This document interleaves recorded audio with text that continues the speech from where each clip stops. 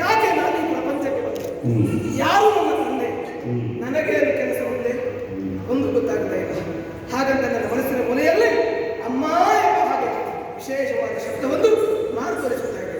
ಅಮ್ಮ, ಓ ಅಮ್ಮ.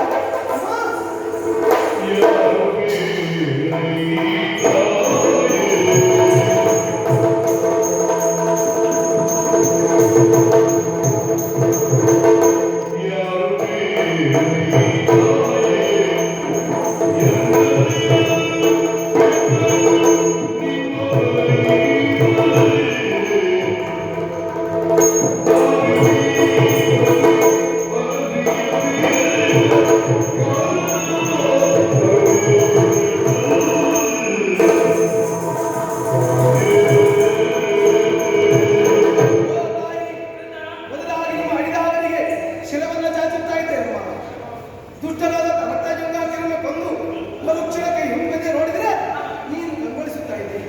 ನೀವು ಯಾರು ಅಂತ ಗೊತ್ತಿಲ್ಲ. ನಿಮ್ಮ ಮುಖವನ್ನು ಕಂಡಾಗ ನೀವು ಯಾವುದೋ ನಾಡಿನ ಸಾಮ್ರಾಜ್ಯ ಎಂಬುದು ಕರ್ನಾಟಕವೇ ಇಲ್ಲ. ಅದೇ ಹೌದು ಅಂತಾದ್ರೆ ನಿಮ್ಮ ಸ್ಥಿತಿ ಯಾಕೆ ಹೀಗಾಯಿತು? ನಾನು ಯಾರು? ನಾನು ನನ್ನ ತಂದೆ ತಾಯಿ ಸಂಪೂರ್ಣವಾದ ಪ್ರಬಲವನ್ನು ಹೇಳ್ತಿದ್ದೆ ನಮ್ಮ.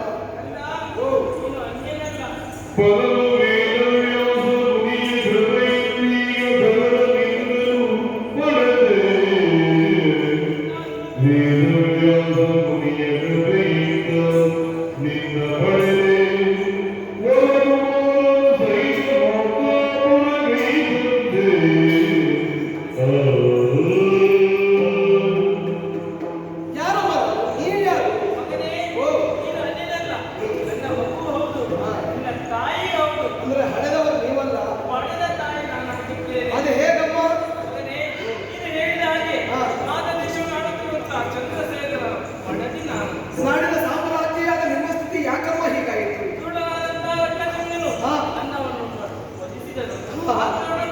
ಆತ್ಮಹತ್ಯೆಗೆ ನಾನು ಶರಣಾಗ್ತಾ ಇರುವಂತಹ ಸಂದರ್ಭದಲ್ಲಿ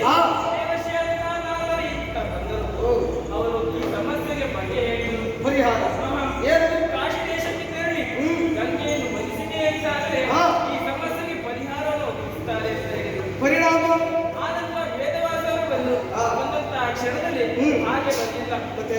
ಕೈಯಲ್ಲಿ ಹರಳಿಗೆ ಒಪ್ಪಿಸುವಂತ ಪಿಂಡವನ್ನು ಪಡೆದು ತಂದು ಅದರ ವಿಶೇಷತೆ ಏನಪ್ಪ?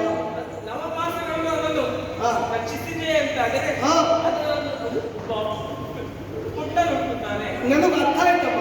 ಈ ಪ್ರಪಂಚದ ಹೆಣ್ಣಾದ ತನ್ನ ಗರ್ಭವನ್ನು ನವಮಾಸಗಳ ಹೇಗೆ ಪೋಷಿಸ್ತಾಳೋ ಆ ಪಿಂಡವನ್ನು ನವಮಾಸ ನವಗಳಿಗೆ ನವ ದಿನದಲ್ಲಿ ಪೋಷಿಸಿದ್ದಾದ್ರೆ ಪುಂಡನ ಪೂರ್ತಿ ಬರ್ತಾಳೆ.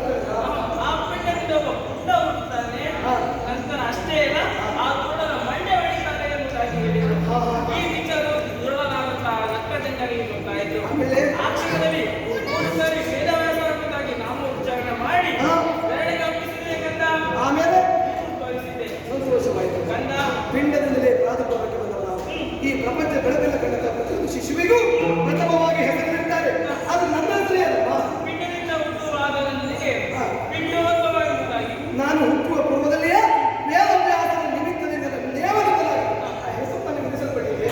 ಅದೇ ಪುತ್ರಕೋಪ ಎಂಬುದಾಗಿ ನನಗೆ ಮುಂದೆ ನಮ್ಮ ಕೆಲಸ. ಮಗನೇ, ಮಾತ್ರ ದೇಶ ಎನ್ನುವಂಥದ್ದು ರಾಜಕೀಯ ಬರ್ತಾ ಇದೆ. ಆದಷ್ಟು ಬೇಗ ಮಾತ್ರ ದೇಶಕ್ಕೆ ತೆರಳೋಣ. ಅಮ್ಮ, ನಿಮ್ಮ ಮಾತು ಸಹಜವಾದದೆ.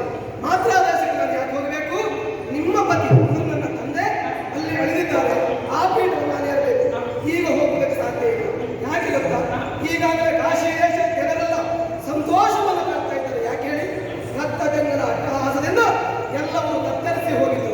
ನಾನು ಬಂದ ಕ್ಷಣಕ್ಕೆ ಸಂತೋಷದಿಂದ ಕುಪ್ಪಳಿಸುತ್ತಾ ಇದ್ದಾರೆ. ಹೌದಾ? ಅವರೆಲ್ಲ ನಮ್ಮನ್ನು ಕಂಡಾಗ ಚಪ್ಪಾಳಿಂದ ಪ್ರೋತ್ಸಾಹ ಮಾಡ್ತಾರೆ. ಯಾಕೆ ಗೊತ್ತಾ? ರಕ್ಕಸರವನ್ನ ನನ್ನಿಂದ ಬೇಕಾಗಿ ನನಗೆ ಪ್ರೋತ್ಸಾಹ ಕೊಡ್ತಾ ಇದ್ದಾರೆ. ಈಗ ನಾನು ಹೋಗಿ ಬಂದಂತಾದ್ರೆ ಅವರಿಗೆಲ್ಲ ನಿರಾಶೆ ಆಗ್ತದೆ. ಹಾಗಲ್ಲ ಹೋಗುವಲ್ಲಿ ಎರಡು ಕಿವಿ ಮಾತ್ರ ಇಲ್ಲ. ಓ ಕಾಶಿ ದೇಶದ ಸಮಸ್ತ ಪ್ರಜಾವರ್ಗದವರೇ, ನಿಮಗೆ ಸಂತೋಷವನ್ನು ನಾನು ಉಣಬಡಿಸಿದ್ದೇನೆ ಸತ್ಯ.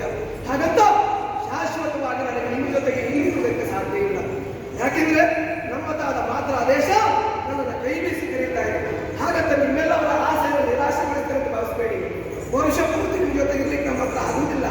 ಹಾಗಂತ ಬರುವುದಿಲ್ಲ ಅಂತಲ್ಲ, ವರ್ಷದಲ್ಲಿ ಒಂದು ದಿವಸ ಇಲ್ಲಿ ಆ